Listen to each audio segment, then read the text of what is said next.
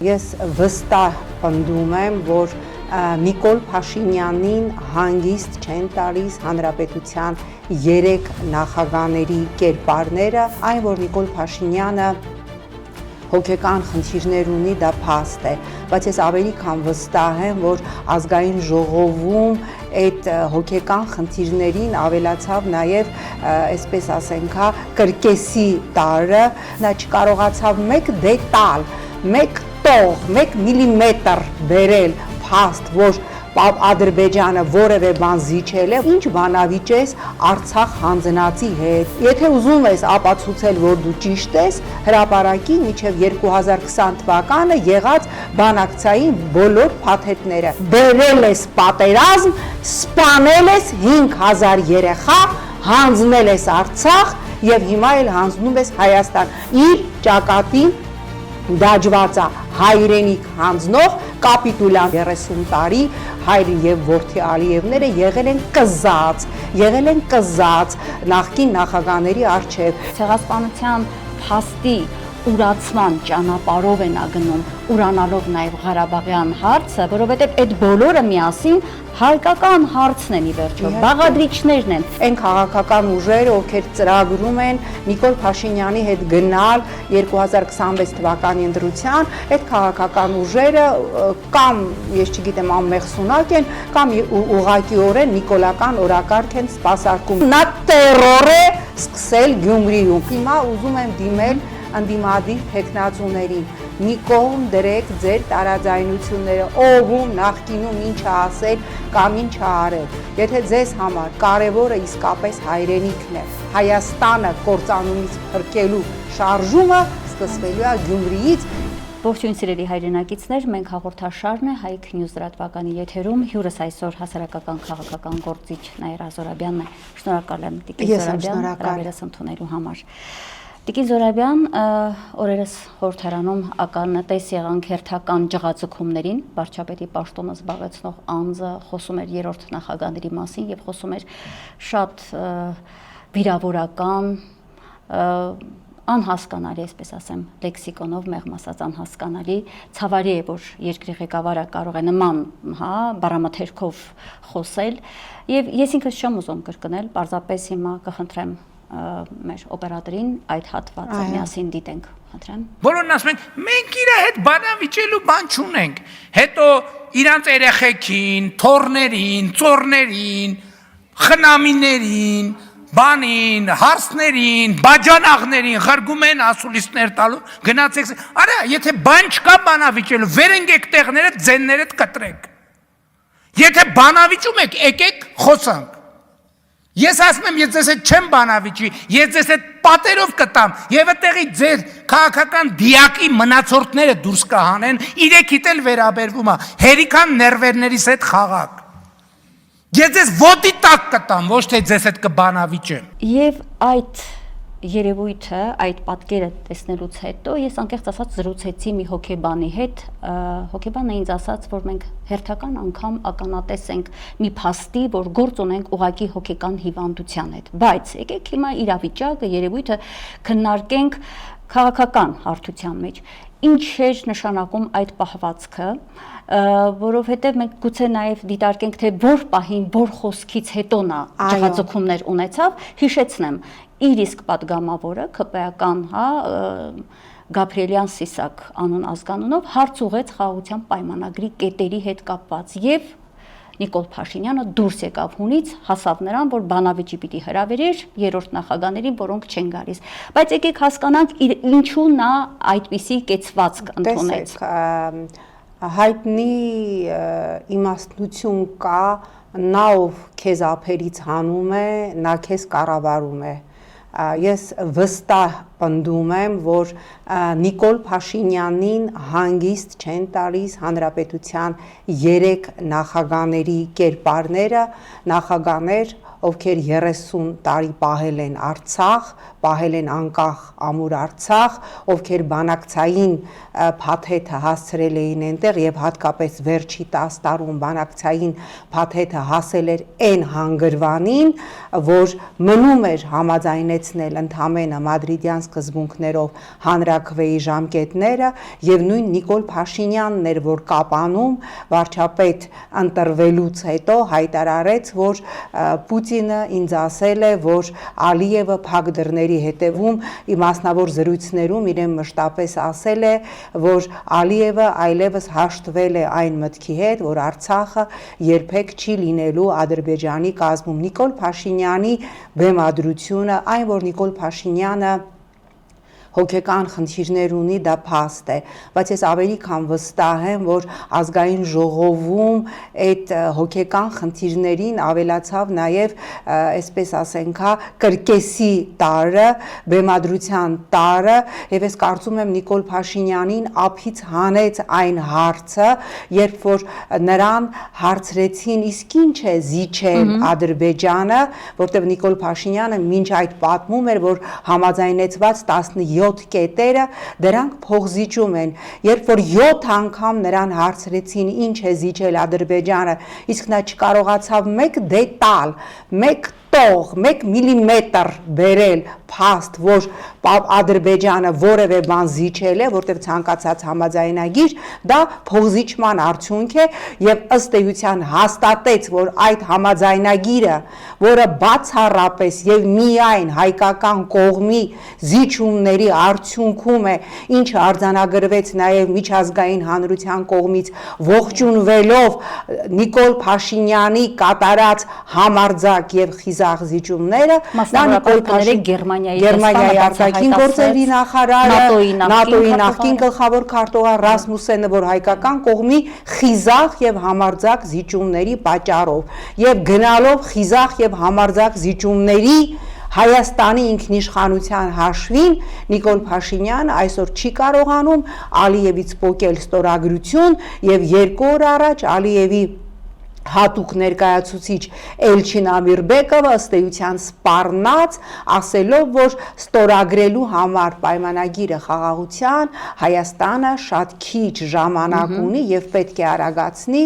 սահմանադրական հանրաքվե կատարելու եւ Նիկոլ Փաշինյանի հիստերիկ այդ շիզոիդալ բռնկումները, եկեք բանակցեք, ես չգիտեմ, եկեք իմ հետ բանավիճեք, հասկանում եք, նա ընդամենը ուզում է իր լեվելը բարձրացնի, որ այսինքն ինչ բանավիճես Արցախ հանձնածի հետ, ինչ բանավիճես մեկի հետ, ով հիստերոիդ բղավում էր, որ Ղարաբաղյան շարժում չկա, ուզում եք թռեք վերև, ուզում եք իջեք ներքև, չի լինելու։ Հիստերիայի մեջ ընկնելու փոխարեն, այո, հիստերիայի մեջ ընկնելու փոխարեն Նիկոլ Փաշինյանին 1000 անգամ ասել են, եթե ուզում ես ապացուցել, որ դու ճիշտ ես, հրապարակի մինչև 2020 թվականը եղած բանակցային բոլոր փաթեթները։ Երբ հայտարարում էր, զրոկետից եմ, չես սկսում։ Հա, զրոկետից եմ սկսում, ինչ ուզում եմ բանակցում եմ, ոչ մի բան էլ չեմ բանակցում, բանակցային փաթեթի մասին ես տեղեկանում եմ Ալիևից, կամ հրապարակի վերջի առաջարկը, որ քեզ արվել է 19 թվականի մի անգամ ապրիլին, մի անգամ հունիսին։ Դե հրապարակի այդ առաջարկը, որի արդյունքում ժողովուրդը կտեսնի, որ դու մերժելով բանակցային այն ժառանգությունը, որը թողնված էր քեզ, դու մերժելով 19 թվականի ապրիլի առաջարկը, որը կրկնվել է նաև հունիսին համանախագահների կողմից, բերել ես պատերազմ, սպանել ես 5000 երեխա, հանձնել ես Արցախ եւ հիմա էլ հանձնում ես Հայաստան, այնպես որ ինքը իր տերմինոլոգիան օգտագործեմ, թռնի վերև, իջի ներքև, իրան խփի պատերին, ծեփի ասֆալտին, ասֆալտից քերի, տա դռներին, պատուհաններից կախվի, ինչ ուզում է անի, իր ճակատին դաջված է հայրենիք հանձնող կապիտուլյանտ, իսկ եթե առաջիկայում Ալիևը Հայաստանից պոկելով են, ինչ որ դեռ ունի պոկելիք, ստորագրի համաձայնագիրը, կրկնում եմ, մենք դեռ կանդրադառնանք նախապայմաններին, Նիկոլի ճակատին դաջվելու է դաբլ կապիտուլյանտ, կրկնա կապիտուլան։ Գուցե դրանից հենց խուսափելով նա հենց նույն օրը հայտարարեց, թե իրենց կառուցած կապիտուլյացիան փաթաթեցին ին վզին։ Այս նույն այն տրամաբանության մեջ է գցեցին գրպանս։ Դա նույն տրամաբանության մեջ է, որ Շուշին հանձնել էր, ինչքան հիշում եմ սկզբում Ծառուկյանը, որ իր նիվաներով չբարձրացավ։ Հետո Շուշին պարզվեց հանձնել է Վանեցյանը, հետո Շուշին պարզվեց, որ Սեյրան Օհանյանն է հանձնել, հետո պարզվեց, որ Օնիկ Գասպարյանն է հանձնել, հետո պարզվեց, որ ընդհանրապես Շուշին 91 թվականին հանձնված է եղել, այսինքն ընդհանրապես Արցախը 91 թվականին հանձնված է եղել եւ բանակցային բոլոր փաթեթները Արցախի հանձնման շուրջ են եղել։ Գիտեք, սա այնքան աբսուրդ է, որ այս աբսուրդը հերքել է նաեւ Նիկոլի պապաներից մեկը Շարլ Միշելը Պրահայում հայտարարելով, որ Նիկոլ Փաշինյանն է ընդունել, հա, Հայաստանի միակ ղեկավարն է, այդ մասին խոսել է նաև Բարոզոն, որ միակ ղեկավարն է, ով պատմության մեջ, նկատի ունեմ Հայաստանի անկախության, Արցախը ճանաչել է Ադրբեջան։ Հիմա ինքը ինչ ուզում է ասի, կա փաստ, եւ ինքը չի կարող, ինչքան էլ իրան թվում է, թե ինքը այս փուճուր ժամանակահատվածի համար ինքն է պատմությունը գրում, դա միայն Նիկոլ Փաշինյանին թվում է։ Այդ ցանկում կարող ենք նաև ավելացնել եւ հիշել նաև Մակրոնին։ Հիշում եք, որ ասում էր այդ քննարկման ժամանակ ինքը, որ եղել է Արցախի շահերի պաշտպանության դիրքերից է հանդես եկել, բայց զարմացել է, որ հենց Փաշինյանը ինքը Մարսելում հայ համայնքի հրաժարվում է ժամանակ, հրաժարվում է Արցախից։ Դե երեք էլ հրաժարվեց, չի, ասելով թռնեք իջեք ներքև, ուրեմն Ղարաբաղյան շարժումը ես համարում եմ ավարտած եւ ես դա համարում եմ Հայաստանի պաշտոնական տեսակետը։ Մեկը հարցնողը լինի, ով Իրան իրավունք տվել, այդ հարցին ուզում եմ անպայման անդրադառնանք, մեկ կարճ այսպես եւս արձագանք այս հարցի հետ կապված եւ կանցնենք դրան, տեսեք, սպառնաց, ես ձեզ ոտատակ կտամ, չէ։ Այո, ձեր քաղաքական դիակները այստեղից դիակի մնացորդները, ինչ խոսքերով վիրավորական։ Գիտեք, իմ մոտ ինչ տպավորություն ստեղծվեց Տիկին Զորաբյան, կարծես թե ինքը անոնսեց, որ Ալիև, ես կատարելու եմ քո այն հրահանգը, որ տվե, այո, ռազմական հանցագործներին, ինչպես ասում է Ադրբեջանը, մեր Արցախի հերոսներին, այդ թվում նաև 3 նախագահների, մասնավորաբար երկրորդ եւ երրորդ նախագահներին, որպես արցախցիներ եւ արցախյան բանակցային գործընթացում ակտիվ անձիկ, հանձնելու եմ, ես դա զգացի, անկեղծ ասած։ Գիտեք, Նիկոլ Փաշինյանի դեպքում որևէ բան բացառել հնարավոր չէ, որովհետեւ մենք հիշում ենք նույն Ալիևի հայտարարությունը, որ ասեց, ես հաղթել եմ ոչ թե Նիկոլ Փաշինյանին, այն Նիկոլ Փաշինյանին, որին ինքը համարում էր հարբած ծաղրած եւ ասում էր սրան անգամ մի հատ կոլխոզ ղեկավարել չէր կարելի հանձնարարել, այլ ես հաղթել եմ Ռոբերտ Քոչարյանին եւ Սերժ Սարգսյանին, որովհետեւ 30 տարի հայր եւ որդի Ալիևները եղել են կզած նախկին նախագահների արչեւ եւ դրա համար Ալիևը անընդհատ ուզում է օրակարգ բերել, որ իմ հաղթանակը այն նախագահների հանդեպ է նաեւ, որոնք ինձ եւ իմ հորը կզացրել են եւ այո, ես չեմ բացառում, որ քանի որ Հիկմետ Հաջիևը վերջերս նորից բարձրաձայնեց, որ եթե Հայաստանը ուզում է վերջնական խաղաղություն, ապա պարտավոր է Ադրբեջանին հանձնել ռազմական հանցագործներին, այսինքն այն մարդկանց, այն նախագահներին, այն ազատամարտիկներին, հերոսներին, հրամանատարներին, ովքեր Արցախ են պահել, բայց Ադրբեջանի համար նրանք ռազմական հանցագործներ են, մի րոպե անգամ ես չեմ կասկածում, որ եթե հասնի այն կարմիր սահմանագծին, որ իր իշխանությունը մեկ օր ավել պահելու համար Նիկոլ Փաշինյանից պահանջեն կրկին հանձնել մեր Արցախ պահած նախագահներին, գեներալներին, զինվորականներին, Նիկոլ Փաշինյանը առանց աչքը թարթելու դա կանի, որովհետև այսօր Նիկոլ Փաշինյանը, որտեղ այսօր ինքը ամեն ինչի է պատրաստ, եթե Նիկոլ Փաշինյանը իմանա, որ իր իշխանությունը պահելու համար ՔՊԻ սա խմբակցությանը հրապարակում պետք է խարույկ վարի եւ դրանցից խաշլամա անի, ինքը դա էլ է անելու, հավատա մտածեք դա էլ անելու, որտեղ իր համար թիմի հասկացողություն, երախտագիտություն, ընդհանուր գաղափարներ չկան։ Տեսանք երեք էլ հանձնեց, չէ՞, դատախազին հանձնեցին, անձեռնախելիությունից զրկելով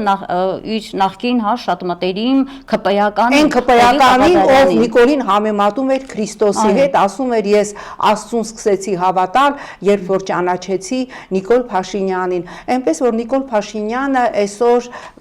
իր այդ պլինդուզային վարկանիշով, որովհետև մենք տեսնում ենք այդ գեհենային ատելությունը, որ կան նրա,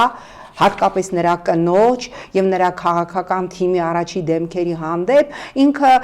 կատաղած եւ վիրավոր գազանա, որը ինչպես առաջին նախագահի խոսնակ Մուսինյանն էր ասում, կարա կծի, կարա կծոտի, կարա թքի, կարա գորգորա,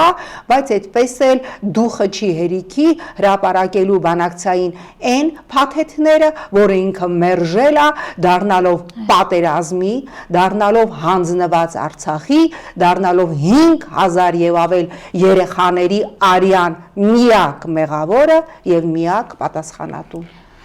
Տիկին Զորաբյան, Ղարաբաղյան հարց, այո, անդրադառնանք դրան շատ կարևոր է եւ սա մեկը մեկին շարունակություն է, այս երկու հարցերը, որ հիմա մենք քննարկում ենք եւ նախագաների հետ կապված իր այդ սպառնալիքները, Ղարաբաղյան հարցից հրաժարումը դա շարունակություն է, որտեղ ի վերջո երեք նախագաների օրոք են եղել եւ ազգային ազատագրական պայքարը մեր 88-ի շարժումը պայթեց, այս ամբողջ ընթացքը այդ մեր 30 տարիների վրա նա սև խաչ է քաշում, այսպես ասած, եւ գիտեք ոնց եմ ես այս պահը դիտարկում, հարց ցեղասպանության փաստի ուրացման ճանապարհով են ագնում, ուրանալով նաև Ղարաբաղյան հարցը, որովհետև այդ բոլորը միասին հայկական հարցն են ի վերջո, բաղադրիչներն են։ Ուրանում այս հայոց ցեղասպանությունը, շարունակում է ուրացումը Ղարաբաղյան հարցում եւս ամբողջական հարցը հայկական դուծելով թուրքական օրակարգի համաձայն։ Սրա հետ մենք գործ ունենք եւ հիմա կուզեմ այդ թեզը ինչու նա հիմա շրջանառեց հարց է հնչում, չէ՞։ Ինչու դրեց նա շրջանառության մեջ ապրիլ 24-ը մեր դիմացն է, նորից պիտի շարունակի այդ ուրացումների շղթան։ Հիմա ուր կհասնենք հարց դուք շատ կարևոր հնչեցրեցիք արդեն ունի նա բարոյական, իրավական, քաղաքական իրավունք այդ հարցը հնչեց այդ շրջանառելու այդ թեզը։ Այն ինչ որ ինքը խոսում է, դա սահմանադրական հանցագործություն է, որովհետև մեր սահմանադրության անկախության հռչակագրում ամրագրված է թե Արցախի ինքնությունը, թե հայոց ցեղասպանությունը, այս մարդը իշխանության է բերվել Հայաստանի երրորդ հանրապետությունը ավարտելու համար եւ ես զարմանում եմ, որ ամեն անգամ մենք զարմանում ենք, որ սա հերթական թուրքական օրակարգը սպասարկող քայլն է անում, օրինակ թուրք լրագրողների հետ հանդիպման ժամանակ հպարտանում է, որ իրա եւ Էրդողանի նկարը հավաքել է ամենաշատ լայքերը եւ դիտումները, հայտարարում է, որ մենք ապրել ենք իրենց պետության մեջ, դրա համար իրենք գաղթ են կազմակերպել, նկատի ունենալով ցեղասպանությունը, անգամ թուրք լրագրողն էր զարմացել իր հանդիպումից հետո, որ ռեպորտաժ էր արել, որ ես 4 անգամ հնչեցրեցի ցեղասպանություն բառը, իսկ Նիկոլ Փաշինյանը ընդամենը 1 անգամ եւ հիմա այս մարդը, որը բերվել է իշխանության, մեր ինքնությունը ոչնչացնելու, Հայաստանի երրորդ հանրապետությունը ոչնչացնելու համար մենք չպիտի զարմանանք, որ ինքը սպասարկում է բացառապես ադրբեջանական օրակարգ։ Երեք Ալիևը 15 րոպեանոց ելույթ է ունեցել, 15 րոպեանոց ելույթում 11 անգամ ես հաշվել եմ, 11 անգամ Ալիևը ասել է հայ ժողովուրդը որպես մեծ թշնամի ժողովուրդ, ասել է, որ հայկական ֆաշիզմը դա աշխարհում ֆաշիզմի ամենազարհուրելի տեսակն է եւ ասել է, որ հայերը մեզ ցեղասպանել են եւ արժանի պատասխան պիտի ստանան եւ սրանից հետո մտածել, որ հնարավոր է մի երկրի հետ կնքել խաղաղության պայմանագիր, ով խոսում է հայկական ֆաշիզմից, ով 15 րոպեանոց ելույթի մեջ 10 անգամ ասում է մեր հիմնական թշնամին, 11 անգամ մնում է հայը եւ հայ ժողովուրդը, այդպես կարող է մտածել միայն այն ղեկավարը, որը հատուկ իշխանության է բերվել, կրկնում եմ, Հայաստանի երրորդ հանրապետությունը ավարտելու համար եւ պատահական չէր, որ հիշում եք Նիկոլ Փաշինյանը խոսելով մեր հայրենիքի մասին, ասեց. «Էսեք դուք համարում հայրենիք, էս թերմացքը»։ Հասկանում եք, մարդ իր հայրենիքի ղեկավար, իր հայրենիքի մասին ասի թերմացք։ Նույնիսկ թուրքը Հայաստանի մասին թերմացք չի ասել, կամ խոսի Հայաստանի 4-րդ հանրապետության մասին, եւ պատահական չէ, որ իր նախկին ուսապարկ Հովիկ Աղազարյանը ասում էր ինքը իրան դրել է Մեսիայի տեղ եւ ինքը ուզում է դառնալ Հայաստանի 4-րդ հանրապետության, իսկ ես ավելացնում եմ թուրքական վիլայեթի հիմնադիր ղեկավարը։ Այո, այն կադրերը, որ մենք տեսանք Էրդողանի հետ ջերմ խեղճացած հանդիպումը կրծքին սեղմած Էրդողանի գիրքը, ես իդեպ այդ օրվանից ասում եմ, որ ինքը կնքահայրը Էրդողանն է, միանշանակ գնաց այնտեղ կնքվեց եւ եկավ, եւ կամ էլ ավելի վաղ էր կնքվել, ամեն դեպքում այդ օրը մենք փաստի ականատես եղանք Տիկին Զորաբյան։ Ես կխնդրեմ անդրադառնալ խաղաղության համաձայնագիր, հա, պայմանագիր բառն արդեն փոխվել է, համաձայնագիր։ Իդեպ մի դիտարկում այդ խաղաղության պայմանագիր, խաղաղության խաչմերուկ, խաղաղության, չգիտեմ, ես վերջերս իմ հյուրերից մեկն է խաղաղության ճաշկերույթ, եթե չեմ սխալվում, Էդգար Ղազարյանն էլ հիշեցրեց, այդ խաղաղության բառի տակ իրականում զարուրելի հակահայկական մի սարսափելի սցենար է, որ ուղղակի տանում է հայավոչնչացմանը։ Մեր ժողովուրդը դա պիտի ի վերջո հասկանա, այդ մանիպուլյացիաներին զոհ չգնալով։ Այդ խաղաղության համաձայնագիրը խաղաղության մասին չի, այդ խաղաղության համաձայնագիրը Հայաստանի մահվան վկայականն է, Հայաստանի մահվան սև թուղթն է, բայց Նիկոլ Փաշինյանին բացարձակ չի հետաքրքրում, որ այդ փաստաթղթով ամրագրվելու է Հայաստանի մահը։ Իրան պետք է, որ այդ թղթի վրա A4 ֆորմատի գրված լինի խաղաղություն բառը, որպեսզի ինքը դա ուտացնի առաջիկա արտահերթ կամ հերթական ընտրության ժամանակ ժողովրդին, ասելով տեսեք, ես խաղաղություն եմ բերել ու ձեր որդիները այլևս չեն զոհվելու, իսկ մյուսներին, որ համարձակվեք ընտրեք, իրենք բերելու են պատերազմ, եւ դա ասում է մի մարդ, ով իր պաշտոնավարման 7 տարիների ընթացքում 4 պատերազմ է բերել, 5000 եւ ավելի զոհերի միակ մեղավորը եւ միակ պատասխանատուն է, հազարավոր անհետ կորածների, ռազմագերիների, հանձնված Արցախի, հանձնված Տավուշի բնակավայրերի, Սյունիքի բնակավայրերի, արդեն 7-րդ օրն է, ուրեմն Սյունիքի ռեգիոնում խնածախում, խրամորթում կրակում են, 3 արդեն գյուղերի տանիքների վրայից են գյուղացիները փամփուշտ հանել, ադմիրալ Սուրեն Պապիկյանը հայտարարում է, որ մեր ուղությամբ չեն կրակում եւ ավելին ինձ ինֆորմացիա են փոխանցում պայմանագրային զինծառայողները, ես չեմ կարող մարդկանց անունները հայտնել նրանց չթիրախավորելու համար, որ մեզ հրահանգված է չհակադարձել, ինչ էլ անեն չհակադարձել։ Եվ այս խաղաղության են գնում։ Ինչ խաղաղություն, ես արդեն ասեցի, Ալիևը 3 նորից հայտարարել է, որ Ադրբեջանի հիմնական թշնամին Հայաստանն է եւ հայ ժողովուրդն է։ Եթե թշնամի լինելը դա խաղաղության օրակարգ է, ուրեմն ինչ ասեմ, Նիկոլ Փաշինյանը գնում է խաղաղության օրակարգի։ Եվ ես այստեղ կուզեմ մի շատ կարևոր հանգամանք, իդեպ այնինչ դուք ասացիք, որ Փաշինյանը ընտրությունների է պատրաստվում, այո, այդ թուղթը ճոճելու համար ամբողջությամբ գրում են նաև ադրբեջանական լրատվամիջոցները եւ հետեւյալ հարթության մեջ, որ խնդրել է իրենց ղեկավարներին Փաշինյանը, որ որոշ կետեր տեղ չգտնեն խաղաղության պայմանագիր կոչված այս հայտարարած փաստաթղթում, այսպես կոչված, որպես ինքը հանգիստ կարողանա այդ թուղթը ճոճի, վերընտրվի եւ ամբողջությամբ այո վերացնի Հայաստանը, դարձնի թուրքական վիլայեթ, այդ ծրագիրն է։ Նաեւ երբ որ տարբեր կալիբրի ուսապարկներ ասում են, որ սահմանադրության փոփոխության հարցը դա մեր ինքնիշխան իրավունքն է, դա մենք ենք որոշել փոփոխել, Ալիևի հատուկ ներկայացուցիչ Էլչին Ամիրբեկովը հայտարարեց, որ Հայաստանի սահմանադրության փոփոխության հարցը Նիկոլ Փաշինյանը անձամբ քննարկել է Ադրբեջանի կառավարության հետ, այնպես որ ինչ ասում է այս մարդը, նա ուղղակիորեն վերարտադրում է Ալիևի եւ Էրդողանի հանձնարարությունները եւ պատահական չէ, որ վերջերս էլ Թուրքիայի արտաքին գործերի նախարար Հական Ֆիդանը կրկին հարկ համարեց արձանագրել, որ չի լինելու Հայաստան-Թուրքիա հարաբերությունների բարելավում, մինչև Հայաստանը չկատարի Ադրբեջանի բոլոր պահանջները։ Այո, ընդ որում առաջ են մղում պարտադիր նոր սահմանադրության հարցը եւ օրենքի խախտում է արեց Փաշինյանը հայտարարելով, թե կարող ենք 2026-ի ընտրությունների հետ հանրաքվեն կազմակերպել, ինչը օրենքի խախտում է, բայց սրանց համար ինչն է օրենքը։ Ազգային ժողովում կբերի սահմանադրության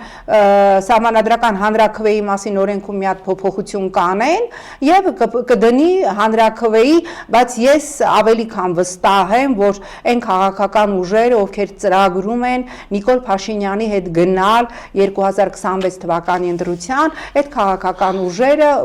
կամ, ես չգիտեմ, անմեղսունակ են, կամ ուղղակիորեն նիկոլական օրակարգ են սպասարկում Նիկոլին չի պիտի թույլ տալ հասնել 2026 թվականի, որտեղ կրկնվելու է 21 թվականի սցենարը, կրկնվելու է ավելի այլանդակ ձևով, ինչի փորձարկումը մենք հիմա տեսնում ենք Գյումրիում կանդրադառնանք քիչ անց շատ կարևոր, բայց մի տեղեկատվություն, ես պիտի հղում անեմ Ադրբեջանի հարցերով մասնագետն է Տաթևիկ Հայրապետյանը, շատ կարևոր միշտ հայտարարություն գրառումներ է կատարում, տեղեկացնում է, որ Էխո Բաքու Ալիքում կազմակերպել է մի քննարկում, որտեղ ադրբեջանցի փորձագետները տեսեք ինչ են ասում, Բաքուն չպետք է ստորագրի այս համաձայնեցված թուղթը, եթե ստորագրենք մենք չենք կարող Երևան հասնել։ Ասում են մենք չենք կարող արևմտյան Ադրբեջանից խոսել, իսկ մեր նպատակները ամբողջ Հայաստանը զավթելն է, իրենք բաց տեքստով, իրենց հեռուստա եթերներով Երևան գալու, Երևան հասնելու մասին են արդեն Ավելին, ես հետևել եմ վերջերս Միլի Մեջլիսի մարդու իրավունքների հանձնաժողովի նախագահի ելույթին, ով ասեց, որ եթե Շուշին մենք վերցրեցինք պատերազմով, Երևանը մենք վերցնելու ենք քայլելով, ըստ էության կրկնելով Ալիևին, ով ասեց, որ Ալիևի հայտնի խոսքը, ով ասեց, որ Երևան ես մտնելու եմ ոչ թե տանկերով, այլ քայլերով եւ այո, իրենք Ալիևը չի ստորագրելու որևէ պայմանագիր, որովհետև նույն քննարկումների ժամանակ Միլի Մեջլիսում, որին ես պարբերաբար հետևում եմ, այնտեղ հնչող միակ կարմիր թելը այն է, որ Հայաստանը որպես պետություն պիտի վերանա։ Սա միանշանակ է։ Անցնենք Գյումրի։ Այո։ Ինչ է կատարվում մեր հայրաքաղաքում, իդեպ ասեմ են կալանավորումները, քրեական գործեր, ձերբակալություններ եւ այլն, այդ ընթացքը նոր բան չէ։ Գրեթե բոլոր թիմ ընտրությունների ժամանակ ԿՊ-ն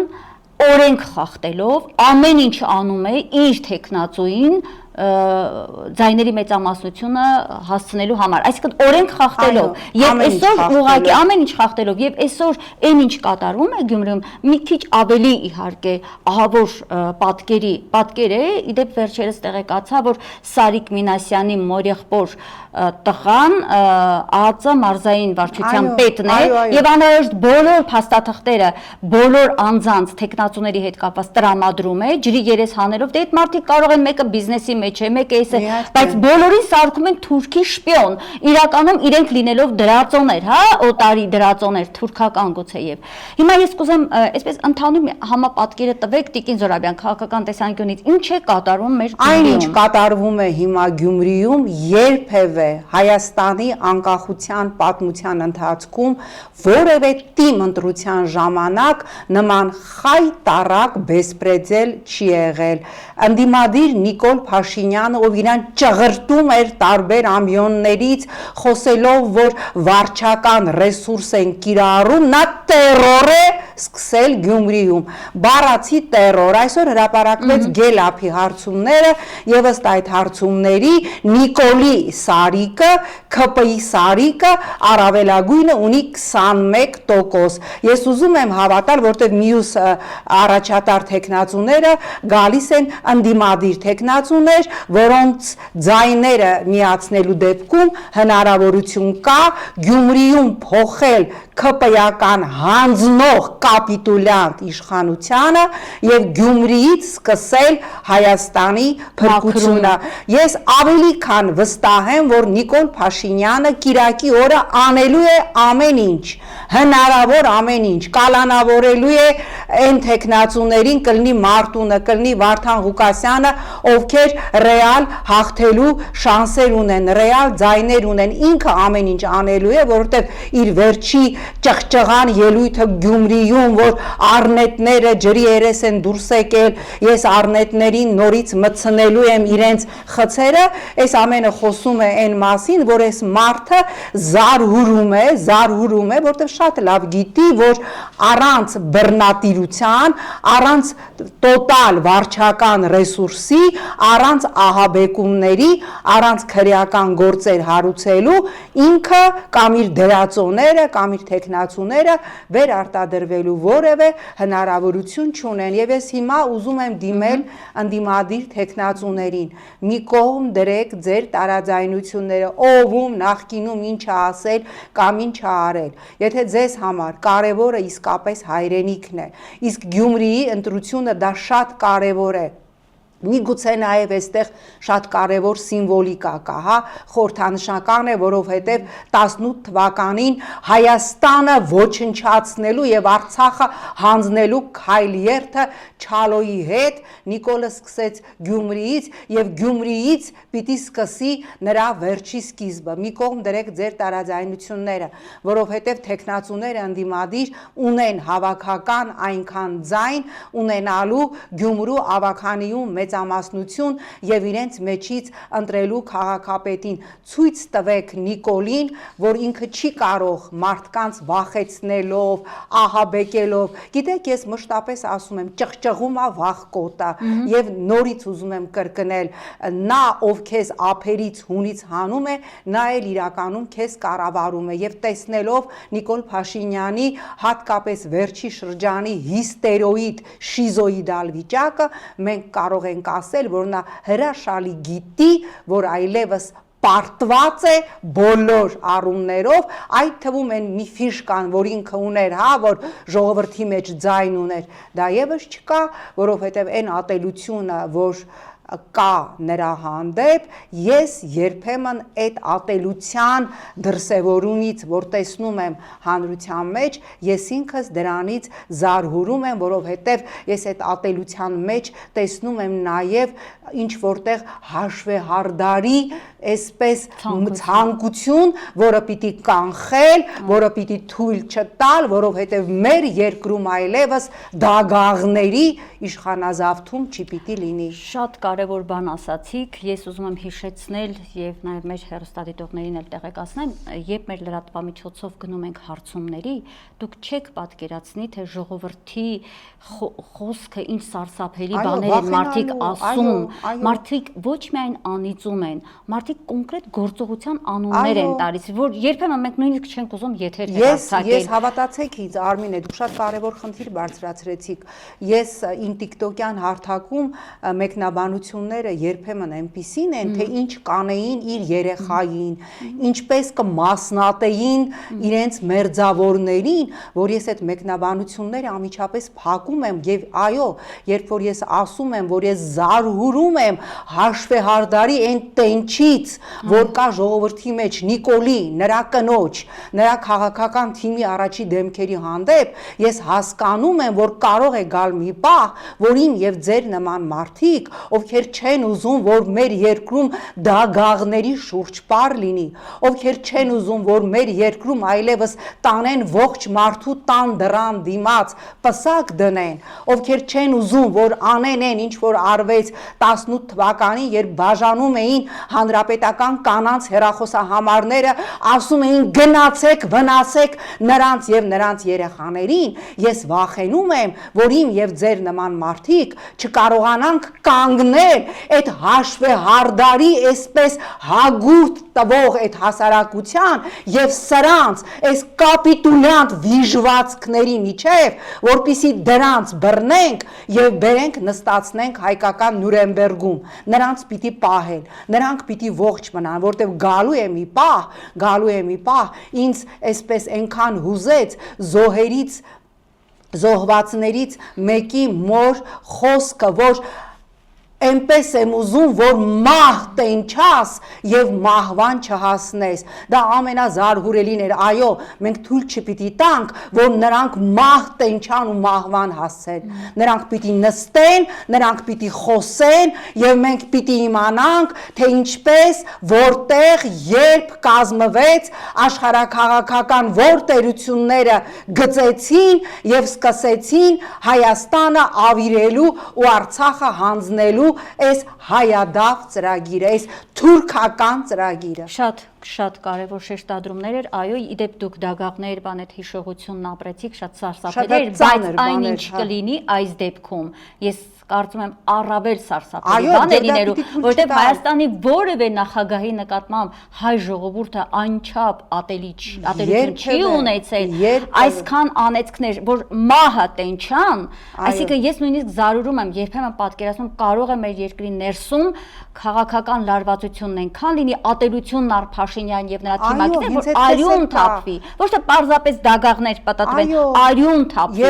եւ որպեսզի դա չլինի, այո, արդարադատություն պիտի լինի, պիտի հանգիստ հեռանան եւ Հայաստանի ներսում լինի այդ արդարադատությունը։ Ինքը տանելու է քաղաքացիական բախումների, որտեղ իր համար միևնույնն է, մի հոգի կմեռնի, 1000 հոգի,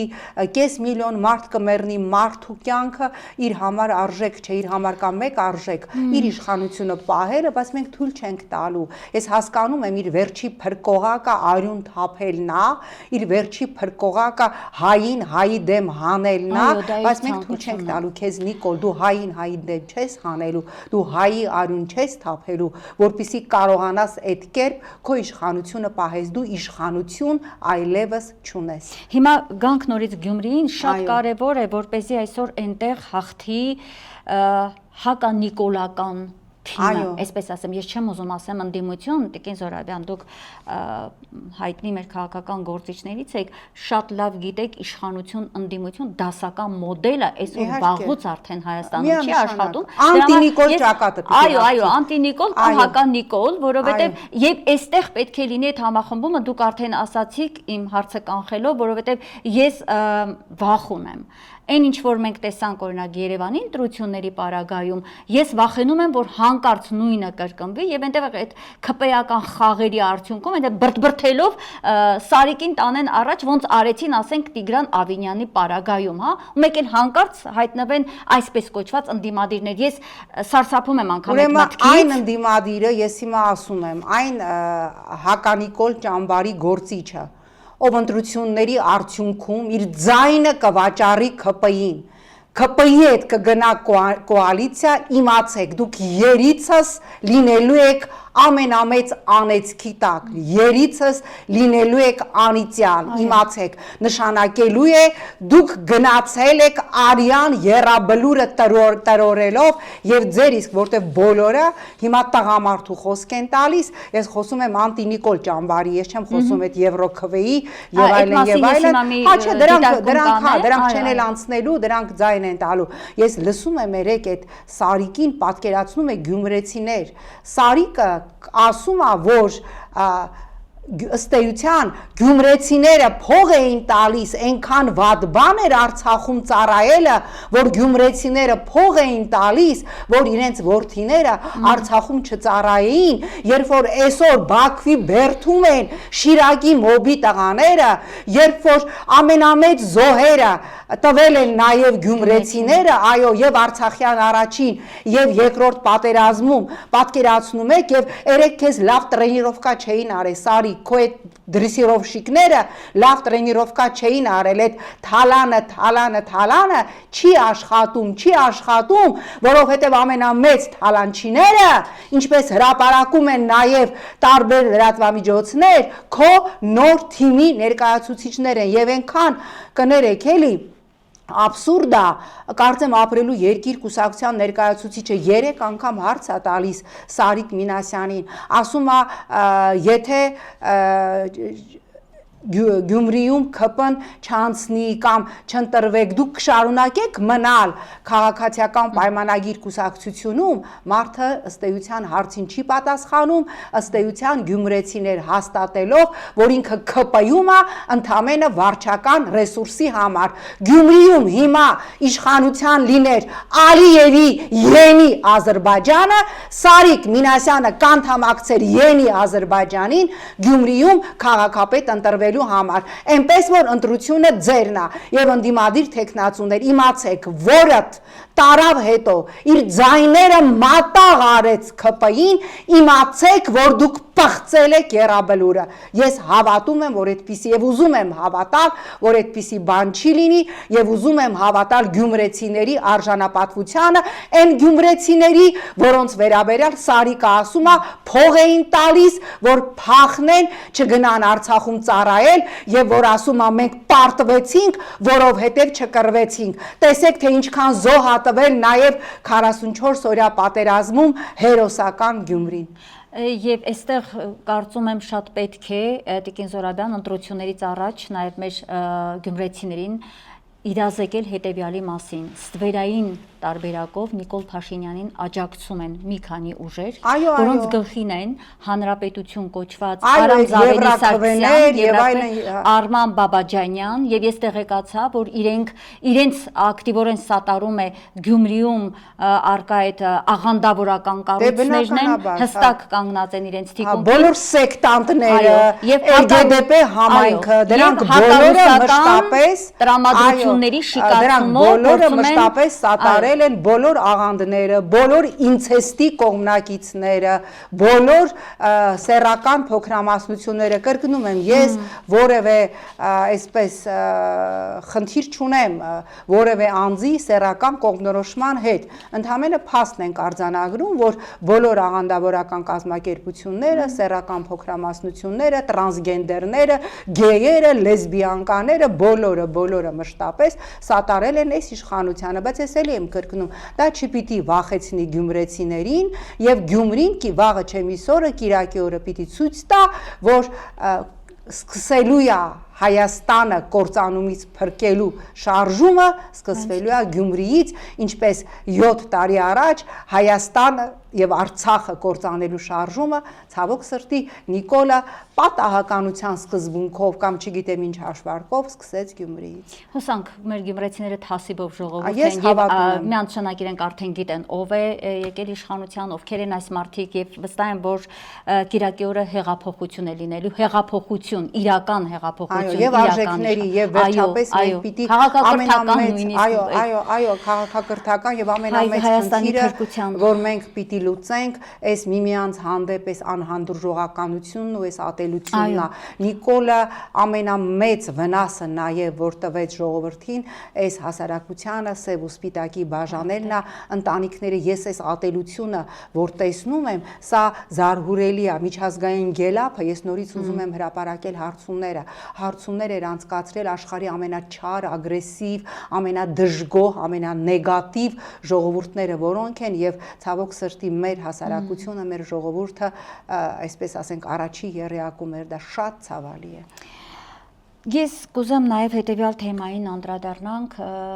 դուք նախկին լրագրող եք, ես գործող լրագրող եւ մեզ իհարկե անհանգստացնում է այն վերաբերմունքը, որ այս ԿՊ-ական թիմը առաջին օրվանից իրենց գալով իրենք անհաշտ են եղել լրագրողներիս հետ, որովհետեւ իրենք ծրագիր ունեին եւ այդ լրագրողները տարբեր հարցերով այսպես բացահայտում էին իրենց ճանապարհային այդ հայագործան քարտեզը, ինքս առիթ եմ ունեցել, հա, խորհրդարանում քանիցս հարց տալ, Արցախի հարցով ինչ եք անելու, պատասխանը ստացել եմ, շարունակելու ենք այն բանակցային գործընթացը, որը եղել է խաբեց բոլորին, մեկ առ մեկ եւ լրագրողներից սրանք սարսափում են երևի Նիկոլ Փաշինյանն ինքը լինելով լրագրող թեպետ Տիկին Զորաբյան անկեղծ ասած ես քանիցս էս մեր եթերում էլ ասել եմ ես նրան լրագրող չեմ համարում նա ուղղակի այսպես օգտվել է այդ հնարավորությունից եւ իր քաղաքական շահերն է սպասարկել հա տարբեր լրատվամիջոցներ ստեղծելով հիմա Ես խնդրեմ ձեր արձագանքը, հա, տվյալ դեպքում Հռիփսիմե Ջեբեջյանի հետ կապված արվեց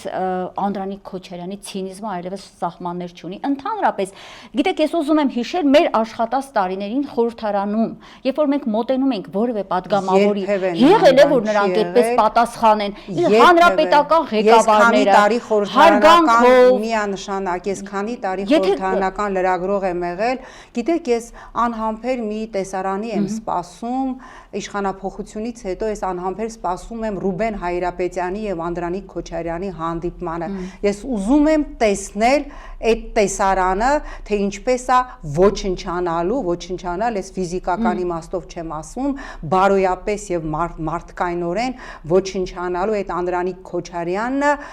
որը իր ամբողջ գոյությամբ պարտական է Ռուբեն Հայրապետյանին, այն ինչ ես իշխանությունը անում է, ոչ միայն լրատվամիջոցների հանդեպ, քաղաքական հետապնդումները, հա, այս քաղաքական մարդուն խոսքի համար տանել կալանավորել, ինչը մենք տեսանք նաև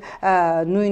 լրատվամիջոցների ղեկավարների հանդեպ, լրատվամիջոցների հանդեպ հարուցած բազմաթիվ քրեական գործերը, հանրային դեմքերի հանդեպ հարուցված տասնյակ հարյուրավոր քրեական գործերը, 2 տարին է լրանում 1 ամսից Արմեն Աշոտյանի հանդեպ հարուցված գործի,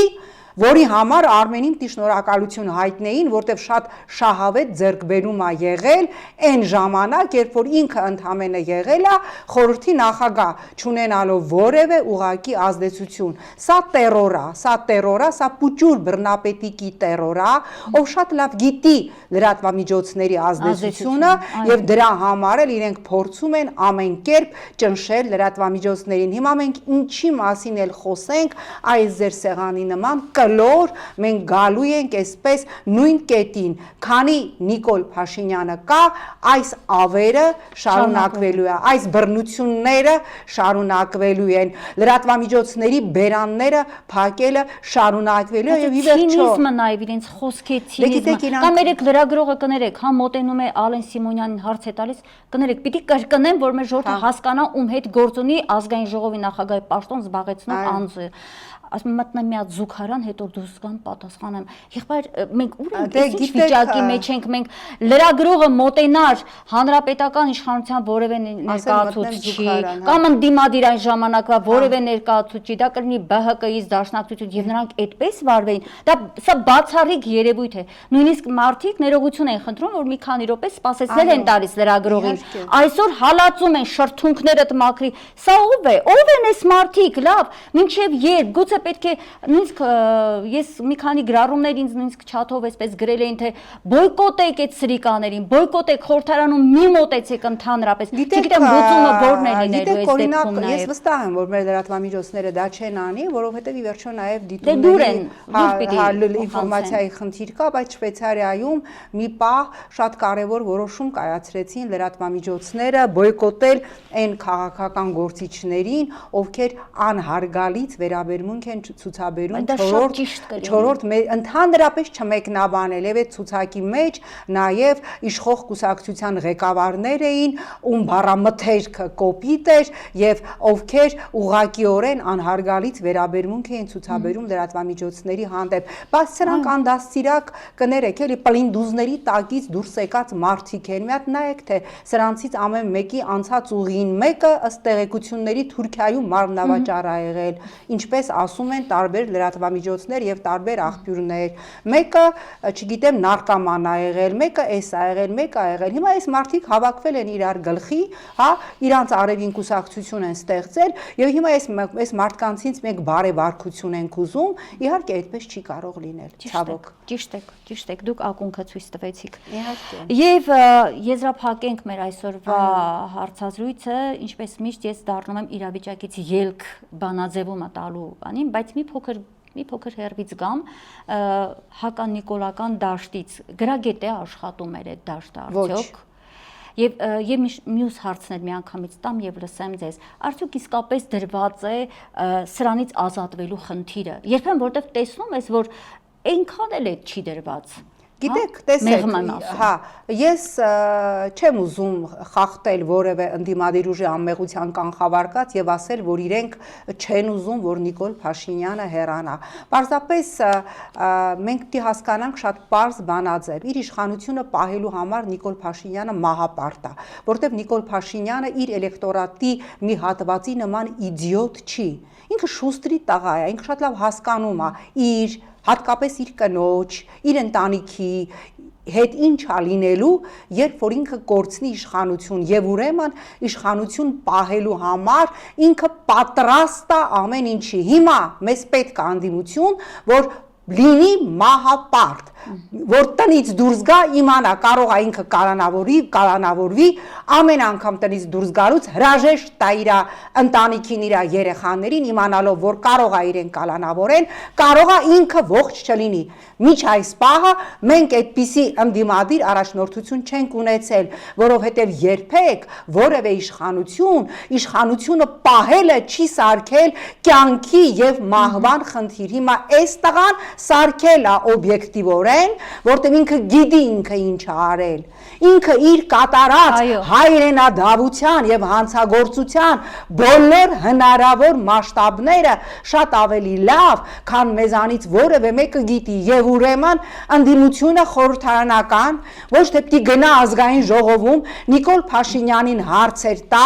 այլ պիտի սկսի անվստահության գործընթաց եւ դրան զուգահեռ փողոցում պիտի գեներացնել շարժում։ Այդ երկու process-ները պիտի տանել զուգահեռ։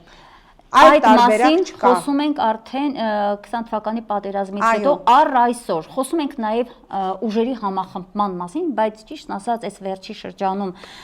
երկու ուժերի այդ հակադրումները ես համոզվեցի, որ մենք որ երազել ենք, որ լինի համախմբում, դա չի կարող լինել, որովհետև մենք ակնհայտ տեսնում ենք երկրորդ եւ երրորդ նախագահների մեջ սև կատու է անցել, մենք պարզ պիտի դա ասենք եւ գիտեք ինչ եմ ուզում հիմա, որպեսզի ես ինքս իմ խոսքով չասեմ, հղում պիտի տամ արձակագիր Լևոն Ջավախյանին, ում երեկվա գրառումը ես նաև տեղադրել էի, նյութ էր ավելի ճիշտ, ասում է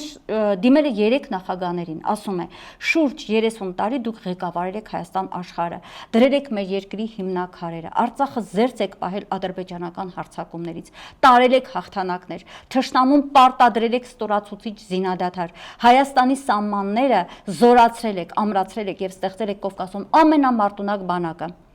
Ես հիմա ընթերցում եմ եւ ինքս հուզվում եմ Տիկին Զորաբյան, բայց շարունակում է մեր արձակագիրը, ասում է ինչու եք թույլ տալիս, ես իր խոսքն եմ հիմա ասելու, որ այս լակոտը ձեզ դիմի այս արժանապատվությունից ցածր նման, հա, որ հնչեցրեցինք մեր եթերի սկզբում խոսքերով։ Եթե նա գիժ է ու խելար, ապա դուք ինչու եք լռում, ասում է։ Ինչու միակամ չեք, ինչու եք ջլատված, պառակտված, ուր մնաց ձեր քաղաքական կշիռը, խարիզման, ձեր հետևորդները եւ կոչ է անում թեւ ու թեկունք լինել, որովհետեւ միայն այդ դեպքում կարող է լինել հայոց փրկությունը։ Ես համաձայն եմ, որ միասնությունը դա պարտադիր է, բայց ես ուզում եմ լինել անկեղծ։ Ես չեմ հասկանում այն արհեստական թեզը, որ անընդհատ շպրտվում է օրակարգ, Նիկոլին հեռացնելու փոխարեն անընդհատ գեներացնում է, բայց մի հատ եկեք քննարկենք ով է բերել Նիկոլին։ Եվ դա ասում են մարդիկ, ովքեր Նիկոլին հրապարակում բերողների առաջին շարքերում էին կանգնած։ Ինչքանով է դա ազնիվ։ Ինչքանով է դա ազնիվ, ես հարց եմ ուզում տալ։ Ես ինքս Նիկոլին խորհրդարանում քվեարկողներից մեկն եմ եղել, բայց ես միակն եմ այն 45 падգամավորներից, ով ամեն օր ապաշխարում եմ իմ քայլի համար եւ ասում եմ, այո, իմ քվեարկության արդյունքում է նաեւ սա հայտնվել վարչապետի աթոռին, բայց այն մյուսների լրությունը ինձ համար զարմանալի է առնվազն, կամ այսօր այսինքն պարզ չի այս օրակարգը ով բերեց Նիկոլին, որ սա բացառապես նիկոլական օրակարգ է, իրական օրակարգից երկրի խնդիրները շեղելու համար։ Իդեպ ես չեմ էլ ուզում լսեմ այդ մարդկանց, ովքեր այդ անհեթեթ օրակարգը անընդհատ շրջանառում են։ Իսկ գուցե մեկ անգամ տրվի հստակ եւ ամբողջական պատասխան ու այդ հարցն այլևս դադարի։ Պատասխանը պետք է տա։ Ես ունեմ այդ հարցի պատասխանը։ Հարցի պատասխանը իրենք ակնկալում են Սերժ Սարգսյանին։ Դե իրանք իրենց գլուխները պատին են տալիս, որովհետև ես ասում եմ, չէ՞, ես հո եղել եմ այդ ամեն ինչի կիզակետում։ Ես հո գիտեի, որ եթե Բարգավաճ Հայաստանը առաջադրեր վարչապետի որևէ տեխնացու, հանրապետականը գնալու եւ քվեարկելու էր։ Ես հո անձամբ առնվազն մի քանի խոսակցության ներկա եմ եղել, խո ասելով չի,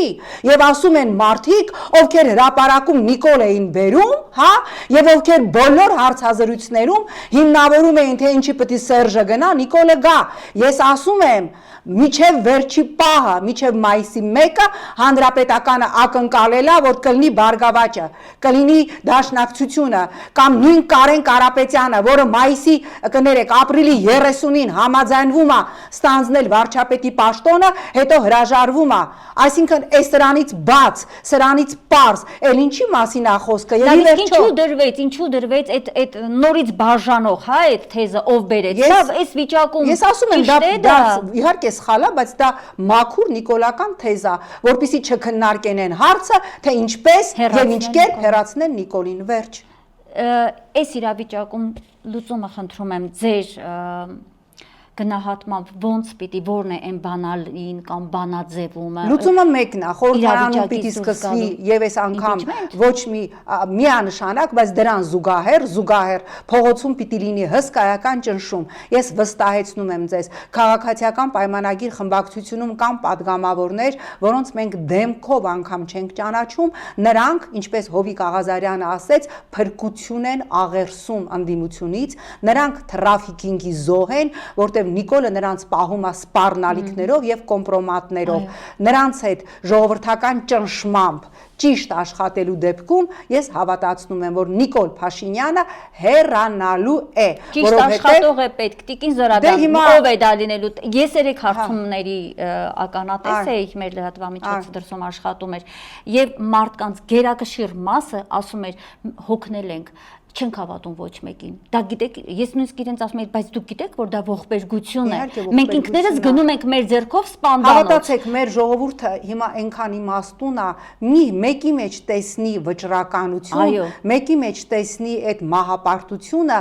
ինքը առաջ ընկած ժողովուրդը մահապարտի նման կգնա։ Ես հավատում եմ, որ մենք մոտ ենք այս ռեժիմից ավարտելու ճանապարհին ենք։ Շնորհակալ եմ, Տիկին Զորաբյան, հետաքրքիր, ինչպես միշտ հետաքրքիր վերլուծության համար հիշեցնեմ իմ հեռուստադիտողներին, մենք տաղավարում զրուցում էի հասարակական քաղաքական ակտիվ գործիչ Նաիրա Զորաբյանի հետ։ Լավ եղեք, կհանդիպենք։